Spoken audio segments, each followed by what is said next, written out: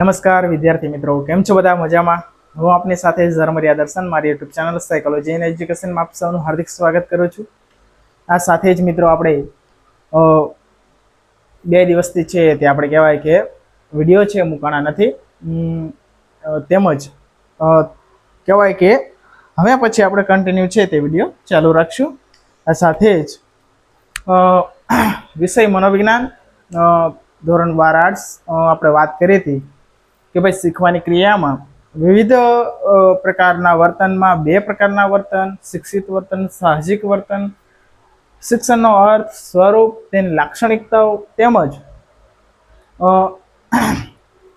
કે શિક્ષણના વિવિધ સિદ્ધાંતોમાં મુખ્ય સિદ્ધાંત, પ્રથમ સિદ્ધાંત વિશે વાત કરી હતી આપણે કે અનુકરણાત્મક શિક્ષણનો સિદ્ધાંત, અનુકરણનો શિક્ષણનો સિદ્ધાંત, સામાજિક શિક્ષણનો સિદ્ધાંત, અવલોકનાત્મક, નિરીક્ષણ કે બોબડલ અથવા તો મોડેલિંગ એનો નમૂના રૂપનો સિદ્ધાંત. આ બધા જ એક જ સિદ્ધાંત છે જે આલ્બર્ટ બાંડુરા દ્વારા છે આપવામાં આવેલા હતા. આલ્બર્ટ બાંડુરાએ જે શિક્ષણનો સિદ્ધાંત આપેલો છે બોબડોલ નામની ઢીંગલી ઉપર કરેલો હતો, એના વિશે આપણે સવિસ્તાર ચર્ચા કરેલી. હવે પછી આપણે એક સરસ મજાના શિક્ષણના સિદ્ધાંત એટલે કે પ્રયત્ન અને ભૂલ દ્વારા શિક્ષણનો સિદ્ધાંત, પ્રયત્ન બીજા નંબરની વાત કરશું, પ્રયત્ન અને ભૂલ દ્વારા શિક્ષણનો સિદ્ધાંત.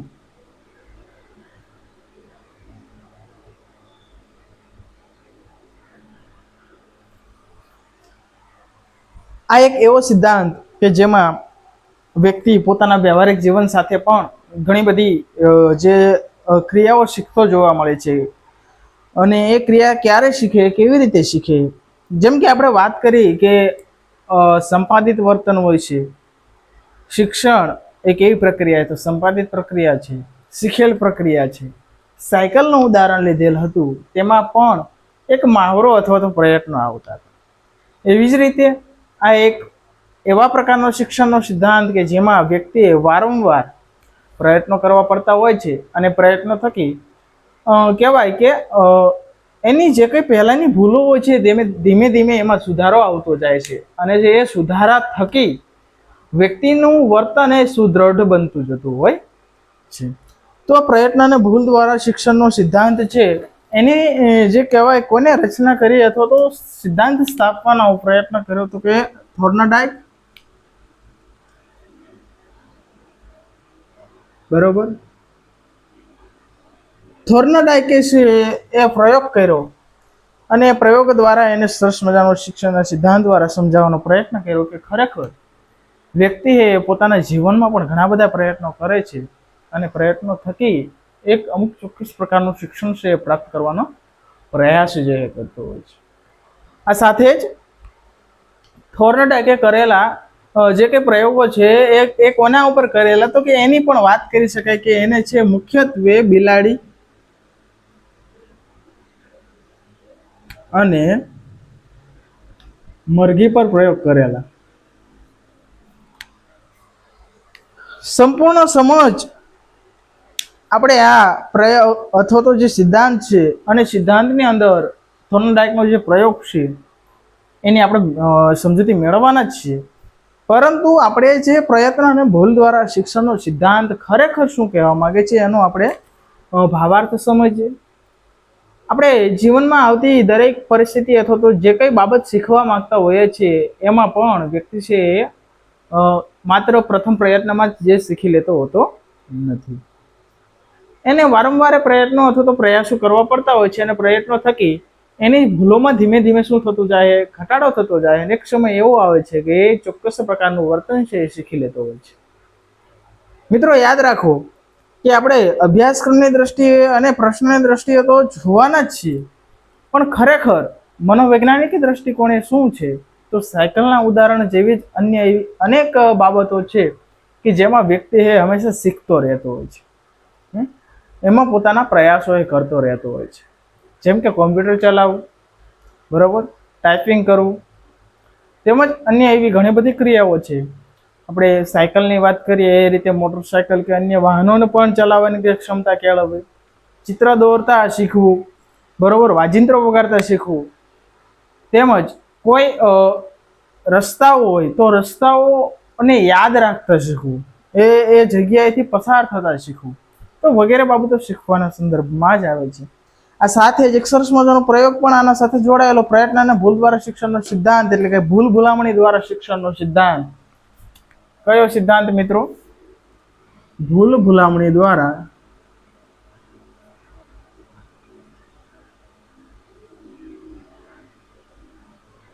શિક્ષણનો સિદ્ધાંત. શિક્ષણનો સિદ્ધાંત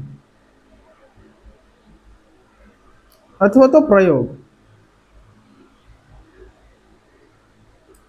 મિત્રો આ જ શિક્ષણના સિદ્ધાંત ઉપરથી આ પ્રકારની પ્રયોગ છે એની રચના કરવામાં આવી, અને રચના થકી છે એ પ્રયોગકર્તા અને પ્રયોગ પાત્ર બે વચ્ચેની સંકલનની જે કઈ પ્રક્રિયા થતી હોય છે, કે જેમાં પ્રયોગકર્તા છે પોતે પ્રયોગ પાત્રને છે એક એ રીતે વાતાવરણમાં છે એ બેસવાનું હોય છે, અને એક મેશ હોય છે, એ મેશની અંદર સરસ મજાના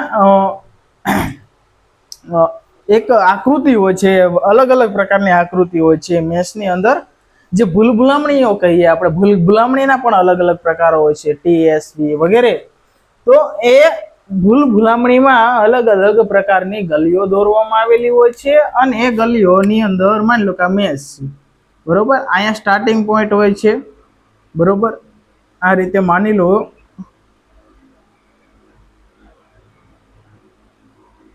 અહીંયા એન્ડિંગ પોઈન્ટ હોય છે, તો અહીંયા અંધગલીઓ હોય છે, જેનો પ્રયોગ પાત્રએ છે ખરેખર એનો સામનો કરવો પડતો હોય છે. મિત્રો શું કરવું પડતું હોય છે? એનો સામનો કરવો પડતો હોય છે. તો આ રીતે અલગ અલગ પ્રકારની અંધગલીઓ વાળી ભૂલ ભૂલામણીઓની પણ રચના કરવામાં આવેલી છે, અને એના થકી પ્રયોગ પાત્ર કેટલા પ્રયત્નો કરે અને છેલ્લા 3 સફળ પ્રયત્નો, એક પણ અંધગલીમાં ભૂલ કર્યા વગર જ્યારે વ્યક્તિ છે સફળ પ્રયત્નો કરે છે, તો એના આધારે અંદાજ લગાડી શકાય છે કે વ્યક્તિ છે કે પોતાના જીવનમાં કોઈ પણ સમસ્યા આવી પડે તો એ વ્યક્તિ કેટલી ઝડપથી, સરળતાથી, સહજતાથી એ કેટલા પ્રયત્નોમાં એ સમસ્યાનો હલ છે નીકાળવાનો પ્રયત્ન કરતો હોય છે. અહીંયા સમસ્યાના સ્વરૂપ ને પણ સમજવું જોઈએ, ખરેખર સમસ્યાનું સ્વરૂપ કેવું છે, જટિલ છે કે સામાન્ય છે, તો એ પ્રમાણે એ વ્યક્તિ છે, બરોબર, તો એ વ્યક્તિ એ પ્રમાણે છે એ સમસ્યાનું સમાધાન અથવા તો એ પ્રયત્નો દ્વારા એ પોતે એ શીખવાનો પ્રયાસ જે કરતો હોય છે. તો સરસ મજાનો ભૂલ ભૂલામણીનો પ્રયોગ પણ આપણે સમજી શકાય છે, જોઈ શકાય છે. એવી જ રીતે હવે આપણે વાત કરીએ પાઠ્યપુસ્તક આધારે, તો કે શિક્ષણની આ તરહમાં પ્રાણી કે માનવીને તેની જે કંઈ સમક્ષ આવી પડેલી સમસ્યાઓને બહાર નીકળવાનો માર્ગ તરત જ છે શોધી શકતો હોતો નથી, પરંતુ આ માટે જેમ જેમ પ્રયત્નો વધારે છે તેમ તેમ શિક્ષણ એ પ્રાપ્ત કરતો જતો હોય છે, અને તેનું શિક્ષણ મળ્યાનું અનુમાન પ્રત્યેક પ્રયત્ન થયેલ સમય અને ભૂલોના ઘટાડા દ્વારા એ આવી શકે છે. ટૂંકમાં જેમ જેમ વ્યક્તિ પ્રયત્નો કરતો જાય એમ ખ્યાલ આવે કે પહેલા મારે ભૂલ થઈ હતી, એટલે અહીંયા છે આ પ્રકારની ભૂલ કરવાની નથી. આ અંગેની વિસ્તૃત સમજ મેળવવા માટે થોર્નડાઇકે બિલાડી ઉપર કરેલ પ્રયોગ સમજીએ. મિત્રો માત્ર ને માત્ર અહીંયા કોઈ બિલાડી ઉપર પ્રયોગ કરવાનો નથી, અથવા તો એના થકી જ આપણે શિક્ષણનો સિદ્ધાંત સમજવાનો નથી.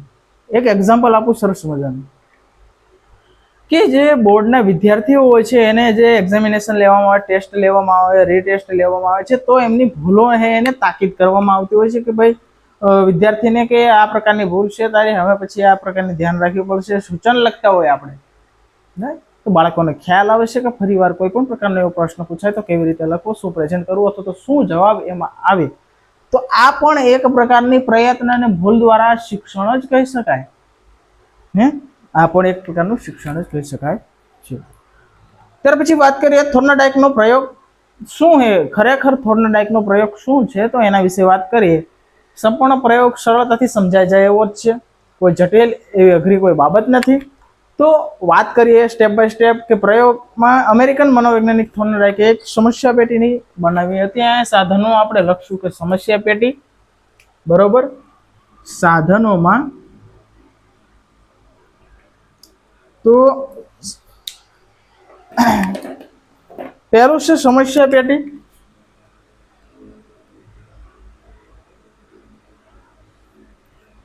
બરોબર. જેમ જેમ આપણે આગળ વધતા જઈએ એમ એના સાધનો આપણે લખતા જઈશું. એની એક એવી સરસ મજાની રચના કરવામાં આવી હતી કે જેમાં આપેલી એક કળ દબાવતા પેટીનો જે કે દરવાજો છે એ ખુલી જતો હોય છે અને એના થકી છે એ જે તે પ્રાણી છે એમાંથી નીકળી અને કહેવાય છે કે અન્ન ગુટિકા છે પ્રાપ્ત કરી લેતો હોય છે. આ સમસ્યા પેટીમાં થોર્નડાઇકે એક ભૂખી બિલાડી મૂકી અને સમસ્યા પેટીની બહાર બિલાડીને દેખાય તે રીતે ખોરાક મૂકવામાં આવ્યો હતો. બરોબર. એક આખી એવી પરિસ્થિતિ છે કે જેમાં છે એ બિલાડીને એ પ્રકારનું વર્તન કરવા માટે પ્રેરક બળ બને એટલા માટે એને ભૂખી રાખવામાં આવે અને ભૂખી રાખેલી બિલાડીને એને અંદર મૂકવામાં આવે અને સ્વાભાવિક રીતે જ બિલાડી ખોરાક મેળવવા માટે સમસ્યા પેટીની બહાર નીકળવાનો ઘણો બધો પ્રયાસ કરે છે અને આ પ્રયાસમાં એ ઘણી બધી ક્રિયાઓ કે વર્તન પણ કરતું હોય છે. કેવા ક્રિયાઓ કે વર્તન? તો કે સળિયા પર પંજા મારવા, સળિયાને બચકા ભરવા, સમસ્યા પેટીમાં આમ તેમ આટા માર્યા કરવું, તેમજ ચીસો પાડવી વગેરે. ટૂંકમાં કોઈ પણ જગ્યાએથી સમસ્યા પેટીની બહાર નીકળવાનો રસ્તો છે એને દેખાઈ રહ્યો ન હતો અને ઘણા બધા એવા પ્રયાસ કર્યા, પરંતુ બિલાડીને સમસ્યા પેટીની બહાર નીકળવાની સફળતા મળી શકી. આથી ફરી ફરી એના જે પ્રયાસો ચાલુ રાખ્યા. અંતે બિલાડી થાકી જતા એક વાર એ બેસી જાય છે, જેમાં અચાનક જ તેનો પંજો છે પછી અચ્છા પ્રયત્નો છે ચાલુ કરે અને ત્યાર પછીના સમયગાળામાં અને અચાનક જ છે એનો પંજો છે આકસ્મિક રીતે એ હાથા પર છે પડી જતો હોય છે અને સમસ્યા પેટીનો જે કઈ દરવાજો એ ખુલી જાય અને સમસ્યા પેટી દરવાજાને ખુલવાથી એ આકસ્મિક ઘટના ઘટતી હોય છે.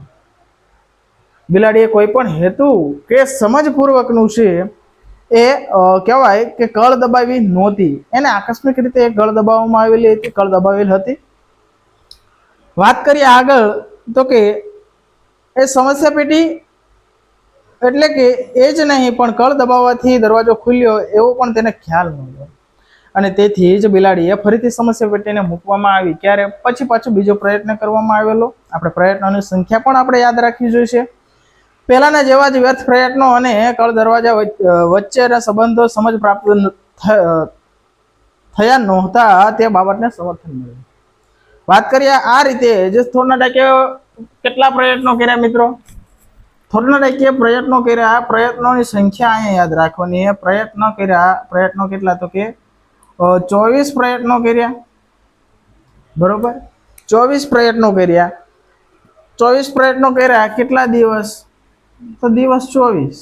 રોજ એક પ્રયત્ન, રોજ એક પ્રયત્ન, રોજે રોજ એક પ્રયત્ન કરવામાં આવતો હતો. 24મી પ્રયત્ન આપણે અહીંયા વાત કરી શકાય કે બિલાડી જ્યારે પ્રથમ પ્રયત્નની વાત કરીએ ત્યારે એને ઘણો બધો સમય લાગેલો અને 24મી પ્રયત્ને પાંજરામાં એ મૂકવાની સાથે જ કળ દબાવી ત્યારે સમસ્યા પેટીની બહાર નીકળવાનું શિક્ષણ બિલાડી પ્રાપ્ત કરી શકી હતી. અહીંયા જ્યારે પ્રથમ પ્રયત્ને 160 સેકન્ડ લાગેલી હતી અને જ્યારે અંતિમ પ્રયત્ન એટલે કે 24મા પ્રયત્ન એને 10 સેકન્ડમાં છે એ દરવાજો એ ખોલી નાખ્યો. એ કળ છે દબાવી લીધી હતી અને અન્નગુટિકા પ્રાપ્ત કરી લીધી હતી. બહાર નીકળવાનો રસ્તો છે એને શોધી લીધો હતો. આ દરેક બાબત ઉપરથી આપણને સમજ પ્રાપ્ત થાય કે જેમ જેમ પ્રયત્નો વધતા જાય એમ એમ ભૂલોનું પ્રમાણ છે ઘટતું જાય અને શિક્ષણ એ દ્રઢ બનતું જાય છે. પ્રયત્નની વાત કરીએ કે જેમ જેમ ભૂલો વધારે જોવા મળે છે, પરંતુ જેમ જેમ પ્રયત્નો વધતા જાય તેમ તેમ સમસ્યા અંગેની સમજ છે પ્રાપ્ત થવાની ભૂલો હોય ઓછી. છેવટે ભૂલ વગરના પ્રયત્નો દ્વારા જ એ શિક્ષણ છે પ્રાપ્ત કરી લેતું હોય છે. તો એક સરસ મજાનો કહેવાય કે પ્રશ્ન હતો કે જેમાં મુખ્યત્વે જે બાબતો છે પરીક્ષામાં પૂછાતી બાબત છે એ આપણે અહીંયા ટાંકી લીધેલી છે અને આ સાથે જ આ સરસ મજાનો જે પ્રશ્નો છે અહીં પૂર્ણ કરીએ છીએ. આપ સૌએ મને સાંભળવા બદલ ખૂબ ખૂબ આભાર. Thank you. જય હિન્દ, જય ભારત.